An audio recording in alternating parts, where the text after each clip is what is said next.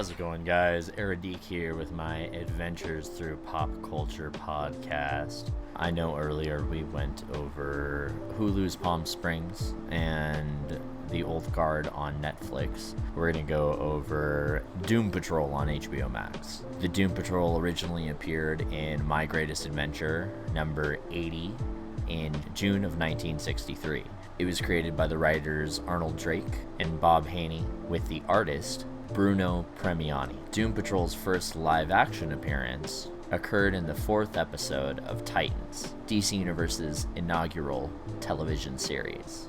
Although not key to enjoying the Doom Patrol, I personally love the Titans series, as it's directly inspired by the new Teen Titans, written by Marv Wolfman, with art by George Perez. This series birthed Nightwing, one of my favorite superheroes in the DC Universe. Other than Harley Quinn, of course. Another link between these two series is Cyborg. Originally a key character in Teen Titans, we see him as a welcome character in Doom Patrol. He brings something the rest of the team lacks: superhero recognition. Although not as well known as Supes or Bats, it is recognized that Cyborg has a reputation for superheroics. While the rest of the team is caught in a pit of existential dread concerning their doomed lives, Cyborg's constantly upbeat and plucky demeanor brings welcome contrast to the series.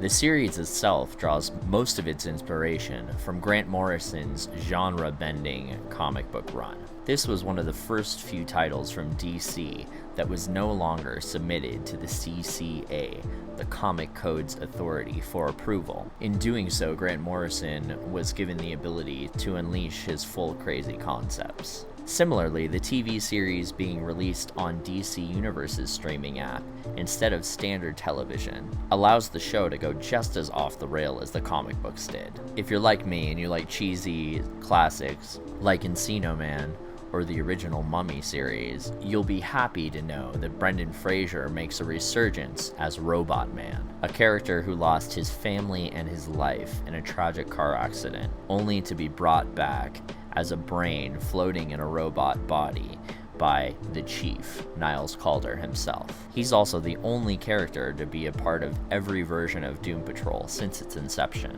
Diane Guerrero from Orange is the New Black brings to life my favorite character from the team, Crazy Jane. Jane is the current dominant personality of Kay Chalice's collective of alternate personas. These 64 superpowered personalities, all developed as a result of a horrific repeated childhood trauma. In the comics, Cliff Steele, Robot Man, was the one to bring Jane into the Doom Patrol. But in the TV series, we see Cliff as the new character to the team, using this as an introductory narrative for the viewers. Speaking of narrative, Alan Tudyk brings Mr. Nobody to life, an ambiguous godlike being who gained his powers at the cost of his humanity and his sanity. In the TV series, he possesses omniscience, allowing him to view and interact with the past, present, and future at will. He also has immense psychic power, which he's used to incapacitate the former Doom Patrol team. Using his bizarre powers, he narrates the misadventures of these misfits while constantly breaking the fourth wall and elevating meta concepts